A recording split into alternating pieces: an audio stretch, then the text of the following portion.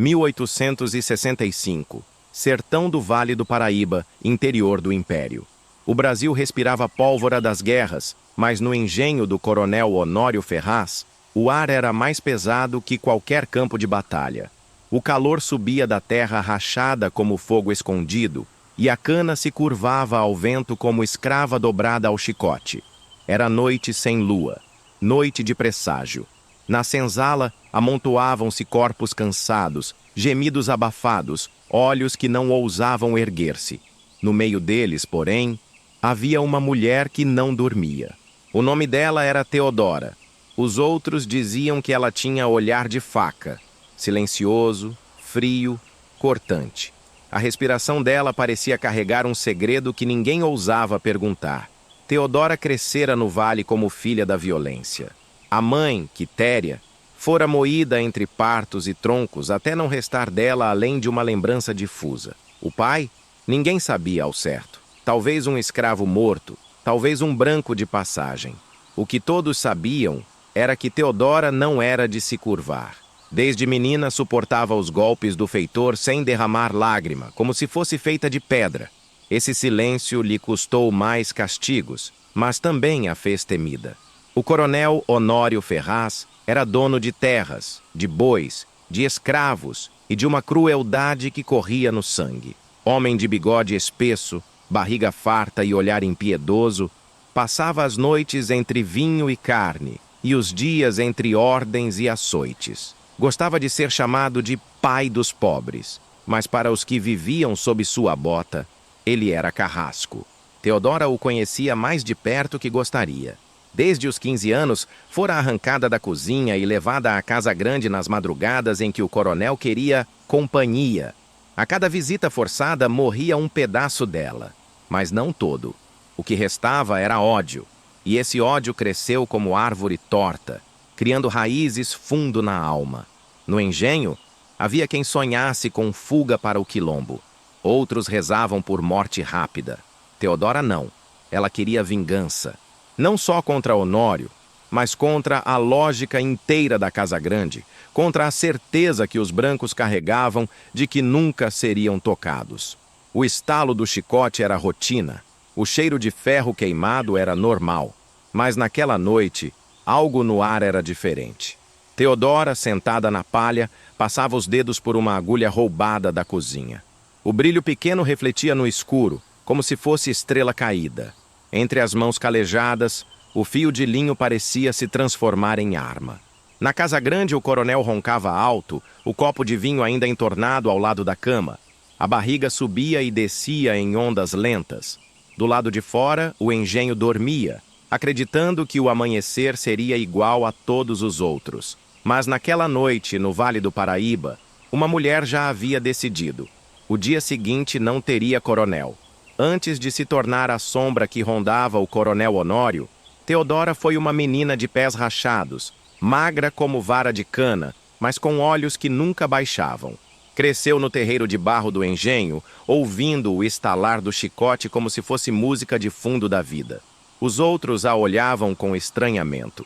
Não chorava fácil, não implorava perdão.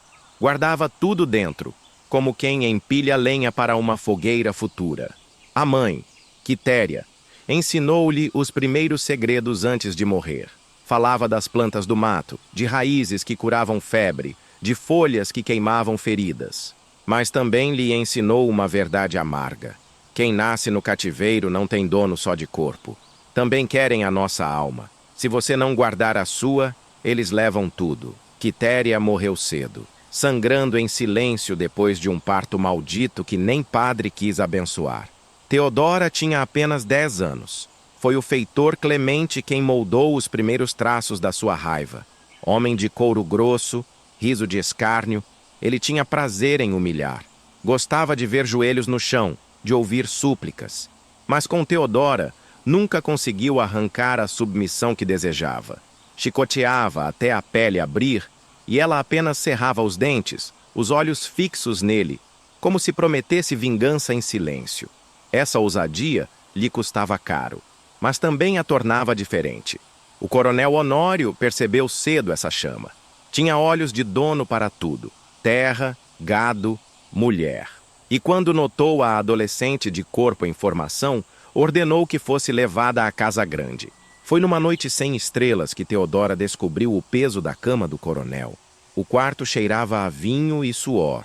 O corpo dele a esmagava, e o riso dele cortava sua dignidade em pedaços.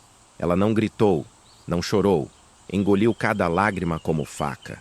Depois daquela noite, vieram outra. Honório a tratava como brinquedo secreto, chamando-a quando queria, descartando-a quando se cansava. Para os convidados, continuava sendo o pai dos pobres, o homem respeitado nas festas religiosas, o devoto que ajoelhava na frente do padre, mas no escuro era um predador.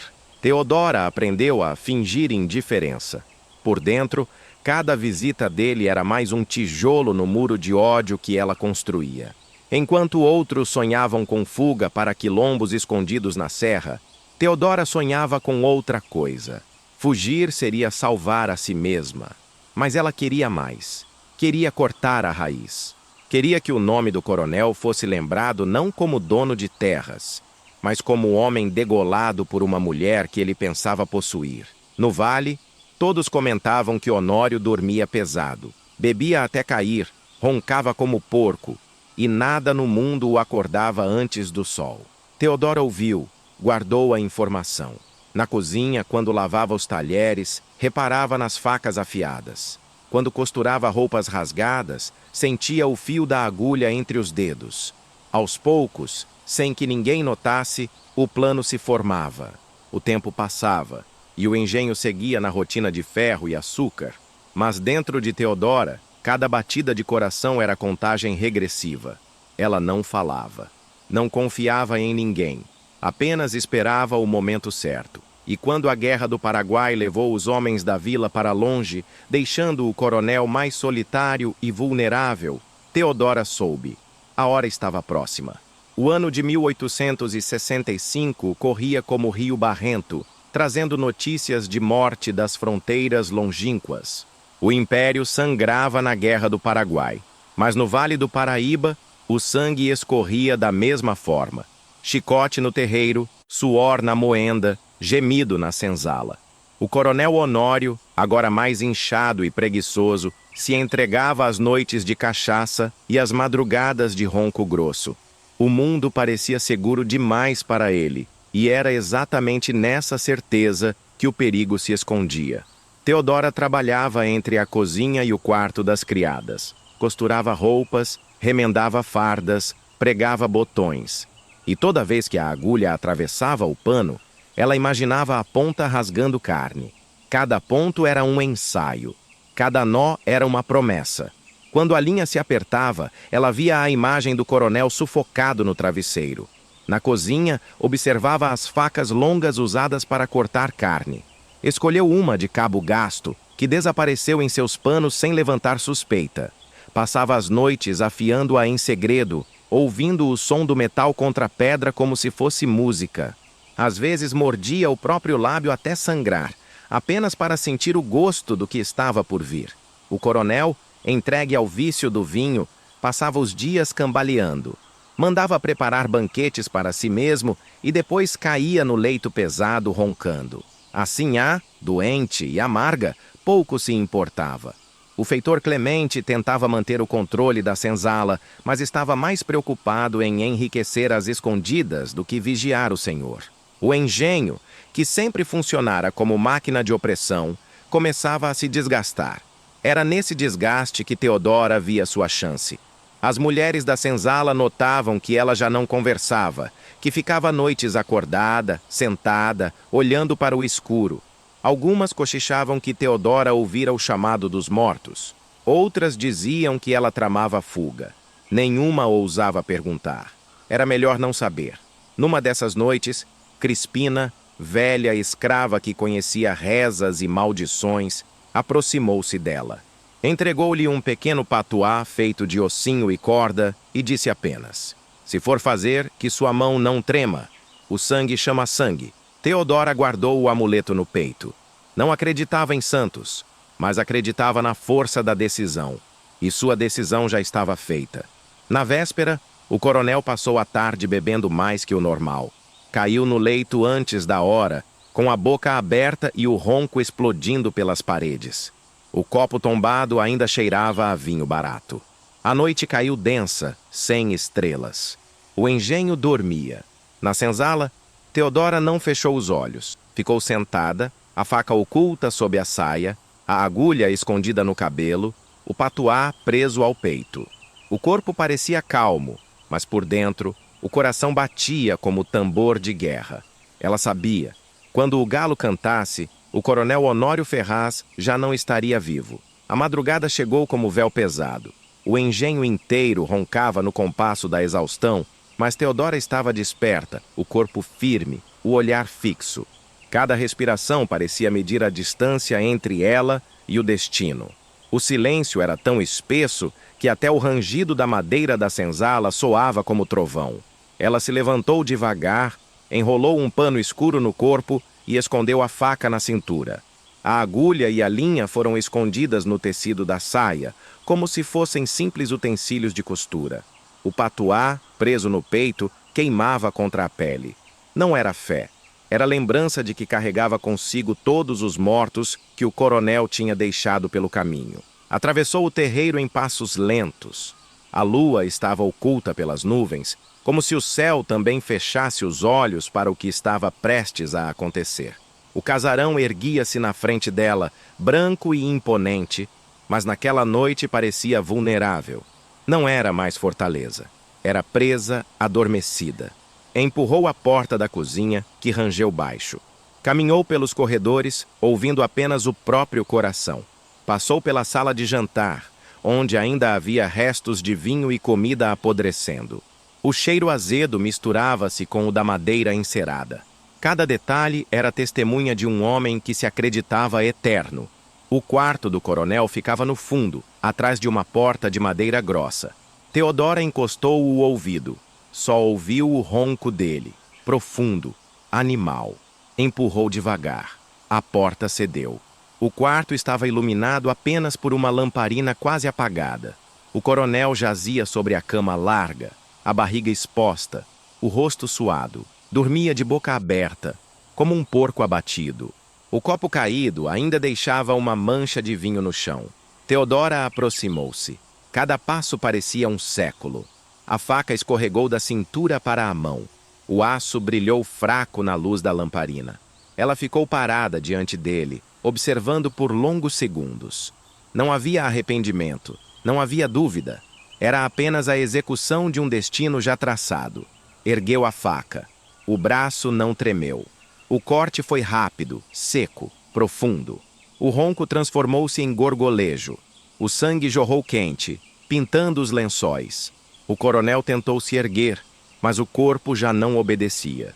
Os olhos arregalaram-se uma última vez, encarando o vazio. O som que escapou da garganta foi abafado em segundos. Quando o silêncio voltou, Teodora respirava pesada. Segurava a cabeça quase solta entre as mãos. Um golpe mais firme e o pescoço cedeu. O coronel Honório Ferraz, dono de terras, homens e arrogância, estava reduzido a um corpo sem comando. Teodora pousou a cabeça sobre o travesseiro ensopado de sangue. Depois retirou a agulha e a linha preta da saia e começou a costurar. Cada ponto era firme, preciso, como os que fazia nos panos da cozinha. Só que agora não era tecido, era pele. Costurou a carne mole do pescoço ao linho do travesseiro, prendendo o coronel ao próprio leito. O sangue manchava o algodão, mas a linha segurava firme, como quem sela destino. Quando terminou, limpou o suor do rosto e recuou um passo. A cena estava completa. O coronel degolado, a cabeça costurada ao travesseiro, como se o leito tivesse engolido o dono. O quarto inteiro cheirava a ferro e vingança. E Teodora, pela primeira vez, sentiu o peso sair de seus ombros. O galo mal tinha cantado quando o primeiro criado da casa grande entrou no quarto para recolher as roupas do coronel. A cena o paralisou. O corpo pesado estendido sobre a cama, o sangue empapando os lençóis e, o mais terrível, a cabeça costurada ao travesseiro como boneco de feira. O fio preto atravessava carne e tecido, firme, grotesco, como se a morte tivesse sido bordada. O grito dele ecoou pela casa. Logo vieram outros criados, alguns tapando o rosto, outros correndo de volta pelos corredores. A sinhá, trêmula e doente, foi trazida amparada, mas desmaiou antes mesmo de enxergar direito a cena. O feitor Clemente, chamado às pressas, entrou de peito inflado, mas recuou ao ver o corpo. O rosto dele empalideceu. Nunca imaginara que alguém pudesse tocar no coronel daquela forma. Poucos minutos depois, o terreiro inteiro já sabia. O sino da capela repicava em desespero, chamando os vizinhos e anunciando tragédia. Os escravos se reuniram diante da senzala, tentando adivinhar pelos sussurros o que havia acontecido. As crianças cochichavam que o coronel tinha sido costurado no inferno. As mulheres se benziam. Os homens se entreolhavam com olhares que misturavam medo e satisfação. Na cozinha, o padre da vila chegou ofegante, chamado às pressas. Subiu ao quarto, fez o sinal da cruz e murmurou: "Isto é obra do demônio. Nunca vi coisa igual." Mas no fundo todos sabiam. Aquilo não era obra de espírito. Era mão humana, mão firme, mão que tinha coragem de furar a pele do dono como se fosse pano de saco. O feitor Clemente, nervoso, reuniu os capangas. Ordenou revista em toda a senzala. Gritava que nenhum negro sairia vivo até que o culpado fosse entregue. Os soldados que serviam de guardas foram chamados, e a violência se espalhou. Barracos foram virados, corpos arrastados, mulheres chicoteadas diante dos filhos. Procuravam a arma, procuravam o fio, procuravam qualquer sinal. Teodora, sentada entre os outros, mantinha o rosto impassível. O sangue do coronel já tinha secado em suas mãos, mas ela havia lavado no barril de madrugada. A faca e a agulha estavam escondidas no fundo de uma vala de cinzas atrás da cozinha. Não havia prova. Apenas o silêncio dela e os olhos, que não tremiam. Clemente se aproximou dela. Segurou-lhe o queixo com força, tentando arrancar confissão. "Foi você, não foi?" rosnou, o hálito de fumo batendo no rosto dela. Teodora apenas o encarou. O silêncio dela queimava mais que resposta. Clemente tremeu, mas não admitiu. Soltou-a com um empurrão e partiu para outra busca. Na casa grande, o corpo do coronel permaneceu intocado até o fim da manhã. Ninguém tinha coragem de desfazer a costura. O fio preto, atravessando a pele e o travesseiro, parecia segurar não só a cabeça, mas também a alma dele, presa para sempre ao próprio leito. O engenho inteiro mergulhou em horror, mas na senzala, entre olhares rápidos e murmúrios abafados, crescia outra coisa. O mito. Foi Teodora. Ela amarrou a morte no travesseiro. Agora nenhum senhor dorme em paz. O engenho do vale amanheceu em estado de sítio. O sol ainda não queimava alto e já havia soldados na porteira chamados às pressas da vila vizinha. O feitor Clemente berrava ordens no terreiro, a voz rouca, cuspindo raiva a cada sílaba. "Ninguém sai, ninguém respira sem meu comando." Os escravos foram reunidos em fileiras, homens de um lado, mulheres e crianças de outro, como bois prestes a passar pela marca de ferro. No centro do terreiro, montaram um tronco improvisado. O corpo do coronel ainda estava no quarto, mas o eco da sua morte se espalhava em cada pedra. A casa grande parecia assombrada, as janelas fechadas, o silêncio pesado, como se até as paredes tivessem vergonha. O padre chegou cedo, trazendo a Bíblia, repetindo que aquilo só podia ser obra do diabo. Andava de um lado para o outro, benzia os escravos, mas ninguém acreditava. O que todos viam não era obra de espírito, era justiça de carne e sangue. Clemente começou o interrogatório. Chamava um por um ao tronco. Açoite, ferro, ameaça. Perguntava sempre a mesma coisa. Quem foi? Quem matou o coronel? O silêncio era a resposta. Uns choravam, outros gemiam, mas ninguém delatava. A cada negativa, o couro caía mais pesado. O terreiro se enchia de gritos, mas o nome de Teodora não saía da boca de ninguém. Quando chegou a vez dela, Clemente sorriu com rancor, puxou-a pelo braço, jogou-a diante da fileira. Os olhos dele ardiam de ódio. "Se não foi você, por que esse olhar insolente?" Cuspiu, aproximando o chicote do rosto dela. Teodora não respondeu.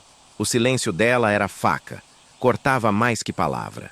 O feitor a golpeou, o chicote abrindo seu ombro em sangue. Ela cambaleou, mas não caiu. Outra vez, outro corte. O corpo dela já ardia, mas os olhos permaneciam firmes. Clemente rangeu os dentes, humilhado por não conseguir dobrá-la. "Essa peste não fala porque tem culpa!" gritou para os soldados. "Amarro no fogo que a língua solta." Mas antes que cumprisse a ameaça, algo aconteceu. Uma voz surgiu do meio da senzala, fraca, mas firme. Foi a mão de Deus. Era Crispina, a velha de rezas, que se ergueu com os olhos brilhando. Os soldados riram, mas Clemente empalideceu. A fala dela se espalhou como pólvora. Outros começaram a repetir, baixo: "Foi a mão de Deus! Foi a mão de Deus!" O coro cresceu, até que o terreiro inteiro murmurava a mesma frase. Não apontavam nomes, não entregavam ninguém. Jogavam a culpa para o invisível, para o sagrado. O padre, confuso, começou a rezar mais alto, tentando se apropriar daquilo. Mas o efeito já estava feito. Não havia delação. Clemente urrava, chicoteava ao vento, mas a multidão não se quebrava. E Teodora, ensanguentada, de pé no meio deles, parecia mais imponente do que nunca. Não precisara abrir a boca. O silêncio dela já tinha se transformado em escudo. Na casa grande, o corpo do coronel ainda repousava, a cabeça costurada ao travesseiro. Ninguém ousava tocar. O fio preto parecia segurar não só carne, mas também a ordem inteira do engenho. E naquela manhã, o Vale do Paraíba compreendeu uma coisa terrível. O medo tinha mudado de lugar. O corpo do coronel Honório continuava no quarto, intacto, costurado ao travesseiro como se a morte tivesse sido bordada. O sangue ressecava nos lençóis, atraindo moscas. Os soldados não tinham coragem de tocar nele. O feitor Clemente andava em círculos, rosnando, tentando decidir o que fazer. O tempo passava e a notícia corria pelo vale. Ao meio-dia, os primeiros vizinhos começaram a chegar. Coronéis de terras próximas, curiosos, desconfiados. Alguns vinham para oferecer ajuda, outros apenas para ver com os próprios olhos a humilhação. Entravam no quarto, davam 2 passos para trás e empalideciam diante da cena. Sussurros atravessavam a casa como navalha. Degolado no sono, costurado como bicho. Quem teve a coragem? A vergonha do engenho se espalhava como praga. O nome de Honório, que antes inspirava medo, agora era motivo de escárnio. Diziam que o Todo-Poderoso havia dormido como homem e acordado como espantalho. Os vizinhos pressionavam Clemente. Queriam resposta, queriam culpado, queriam sangue. Se não punirem rápido, todos os cativos da região vão se levantar, murmuravam. O feitor, enfurecido, intensificou a caça. O terreiro virou tribunal permanente. Castigos se multiplicavam. Homens foram pendurados de cabeça para baixo, mulheres queimadas com ferro em brasa. A cada tortura, a mesma pergunta: quem matou o coronel? E a cada vez, a mesma resposta: silêncio.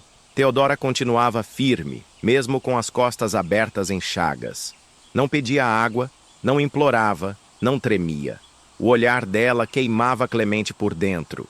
À noite, alguns escravos juravam que a viam sentada, imóvel, os olhos brilhando no escuro como brasas. Outros diziam que a ouviam costurar sem pano, apenas o ar, como se treinasse pontos invisíveis. O mito crescia. Na senzala, o nome dela já era Sussurro de Força. Teodora amarrou a morte no travesseiro. Teodora é faca que anda. Se não foi ela, foi o espírito dela. O padre, cada vez mais aflito, insistia que a única explicação era o demônio. Mas nem os brancos acreditavam. A morte do coronel tinha sido obra de mão firme, não de espírito, e todos sabiam. Se ninguém falava, era porque muitos queriam ver aquele homem morto. Com o passar dos dias, a pressão aumentava. Os vizinhos exigiam um exemplo. Os soldados ameaçavam tomar o engenho de assalto. Clemente via sua própria posição ruir. A casa grande, antes inviolável, agora era vista como maldição. No meio de tudo isso, Teodora permanecia, o corpo marcado, mas a cabeça erguida. A cada chicote que caía, a cada soldado que passava gritando, ela se tornava maior, não porque buscasse glória, mas porque encarnava algo que ninguém podia conter, a certeza de que a casa grande podia sangrar. E no sertão, nada era mais perigoso do que uma ideia que já havia escapado das correntes. A paciência dos vizinhos acabara. A vila inteira já falava da morte do coronel Honório, e cada boca que repetia a história aumentava a vergonha da casa grande. O feitor Clemente, pressionado pelos outros coronéis e pelos soldados, tomou a decisão que vinha adiando. Precisava de um corpo, precisava de um culpado exibido como troféu. E no fundo, já sabia quem escolher. Na manhã seguinte, reuniu todos no terreiro. O sol ainda nascia, mas o calor já era de fornalha. Os soldados cercavam a senzala com mosquetes em punho. O padre, convocado, caminhava de um lado para o outro, entoando salmos como se preparasse um sacrifício. A sinhá doente observava da varanda, pálida, os olhos cheios de ódio. Clemente apontou para Teodora. É ela, sempre foi ela. Esse olhar insolente não engana. Um murmúrio atravessou a multidão. Alguns escravos baixaram a cabeça, outros engoliram seco. Ninguém ousou defender. Mas nos olhos de muitos havia um brilho de cumplicidade. Eles sabiam. Teodora foi arrastada para o centro do terreiro. As cordas cortavam seus pulsos, o corpo já aberto de feridas. Ainda assim, caminhava firme, a cabeça erguida, como quem vai a um altar e não a uma execução. O silêncio dela cortava o ar. O feitor subiu num caixote e anunciou diante de todos. Hoje, o sangue desta negra vai apagar a vergonha do nosso coronel. Mandou que erguessem um tronco mais alto que o normal, para que todos vissem. Prenderam Teodora de pé, os braços abertos como se fosse crucificada. O sol queimava seu rosto, mas ela não desviava os olhos. Fixava-os na casa grande, como se cravasse ali sua última lembrança. Clemente ergueu o chicote. O primeiro golpe ecoou como trovão. O couro abriu carne, espalhando sangue. Vieram o segundo, o terceiro, o 10º. Mas Teodora não gritou. O corpo dela balançava com o impacto. Mas os olhos permaneciam firmes, desafiando cada um dos presentes. A multidão assistia em silêncio pesado. Crianças choravam. Mulheres se mordiam para não gritar. Homens cerravam os punhos. O padre continuava rezando, mas sua voz tremia. Até alguns soldados se entreolhavam, desconfortáveis. Clemente, exasperado, jogou o chicote no chão. Sacou a faca do cinto. Se não fala com o couro, vai falar com a lâmina. Aproximou-se dela, encostou a ponta fria no pescoço. Mas Teodora, em vez de tremer, sorriu. Um sorriso breve, quase imperceptível, mas que gelou o coração do feitor. Pode cortar, Clemente, murmurou ela com voz rouca. Mas nunca vai costurar a vergonha do coronel de volta? Um calafrio percorreu o terreiro. Pela primeira vez, palavras saíam da boca de Teodora. Não eram súplica, eram sentença. Clemente ergueu a faca, mas hesitou. Os olhos dela não pediam vida, pediam eternidade. E naquele instante, a execução deixou de ser apenas castigo. Transformou-se em espetáculo que faria o nome de Teodora atravessar o vale como maldição e como lenda. O sol já estava alto, quando Clemente decidiu que não podia mais hesitar. A pressão dos vizinhos queimava sua pele mais do que o próprio calor. Precisava de sangue. Precisava calar a história com outra história. A faca em sua mão brilhava, mas o suor fazia a lâmina escorregar. Teodora, presa ao tronco, não desviava o olhar. Era como se fosse ela quem julgava o feitor, não o contrário. «Degola!» gritou um dos coronéis presentes. «Mostre que a casa grande ainda manda!» O coro dos brancos se ergueu. O padre tapou a Bíblia contra o peito, como se quisesse esconder-se atrás dela. A sinhá chorava na varanda, mas seu choro não era piedade, era ódio, era desejo de vingança. Clemente encostou a lâmina no pescoço de Teodora. A pele se abriu em um fio de sangue. E foi nesse instante que ela ergueu a voz. Não em grito, mas em tom firme, que atravessou o terreiro inteiro. O coronel não dorme mais, nem vocês dormirão. Um silêncio denso caiu sobre todos. Até o vento pareceu parar. Clemente, tomado pelo desafio, puxou a lâmina com força. O corte profundo fez o sangue jorrar, escorrendo pelo corpo de Theodora como rio vermelho. O tronco ficou encharcado. O rosto dela, ainda vivo por um instante, não mostrava dor, mostrava triunfo. Ela tombou a cabeça para a frente, sem gemido. O silêncio foi quebrado pelo coro dos escravos, que começou baixo, como murmúrio de vento. Theodora! Theodora! Cresceu, tornou-se grito, ecoou pelo engenho inteiro. As mulheres batiam as mãos contra o peito, os homens batucavam o chão com os pés, transformando o terreiro em tambor de guerra. O feitor, assustado, deu um passo atrás. Os soldados levantaram os mosquetes, mas não dispararam. Aquilo não era apenas um ajuntamento, era uma celebração. Clemente, ofegante, ergueu a cabeça de Theodora diante da multidão, tentando impor autoridade, mas o efeito foi o contrário. Os escravos não choraram, não se curvaram. Continuaram gritando o nome dela, mais alto, mais forte. O nome atravessava os canaviais. Ecoava até a serra, como se a própria terra repetisse. Os brancos, inquietos, se entreolhavam. Entendiam que tinham criado não só uma mártir, mas um símbolo. A morte, que deveria calar, transformara-se em semente de insurreição. O corpo de Theodora, pendurado no tronco, já não respirava, mas sua presença era maior que a de todos os vivos ali. E naquele domingo, o Vale do Paraíba aprendeu uma verdade amarga. Não há corrente que prenda o nome de quem costurou a morte na cama do Senhor. O corpo de Theodora foi deixado no tronco até o cair da noite, como aviso. Mas o aviso se transformou em altar. Os escravos passavam em silêncio diante dela.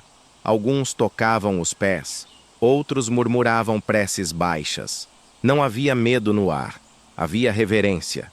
Cada gota de sangue que escorria para o barro parecia abençoar o chão do engenho. Os soldados, incomodados com o coro que ecoava sem parar, queriam dispersar a senzala. Mas Clemente ordenou que deixassem o corpo ali. Imaginava que a visão da morte quebraria o espírito dos negros. Não entendeu que, naquele instante, ele próprio já havia perdido. Na madrugada, alguns cativos escaparam pela mata. Levaram consigo não só a notícia, mas o mito. Em cada quilombo escondido nas serras da Mantiqueira, em cada roçado pobre da região, a história cresceu. Theodora do Vale, a mulher que degolou o coronel e costurou a cabeça no travesseiro. Diziam que seu fantasma caminhava pelos corredores da Casa Grande, agulha em punho, costurando os sonhos dos senhores até que acordassem suados, gritando. Outros juravam que nas noites sem lua, sua voz podia ser ouvida nos canaviais, repetindo: "O coronel não dorme mais. A Casa Grande nunca se reergueu." A morte grotesca virou maldição. Nenhum senhor dali em diante dormia pesado. Nenhuma sinhá repousava tranquila. A cama do coronel virou lenda de terror, e muitos brancos se recusavam a passar a noite no engenho. Já na senzala, Theodora se transformou em símbolo. Crianças cresciam ouvindo seu nome como se fosse prece. As mulheres sussurravam sua coragem como exemplo. Os homens repetiam sua sentença antes de erguer a foice: "Ele não dorme mais." Décadas depois, quando a escravidão foi oficialmente quebrada, ainda se falava dela. E no Vale do Paraíba, onde tantos morreram em silêncio, Theodora foi lembrada como aquela que escolheu falar com faca, linha e sangue. E assim, mesmo degolada, sua presença nunca partiu. Porque algumas mortes não matam, multiplicam.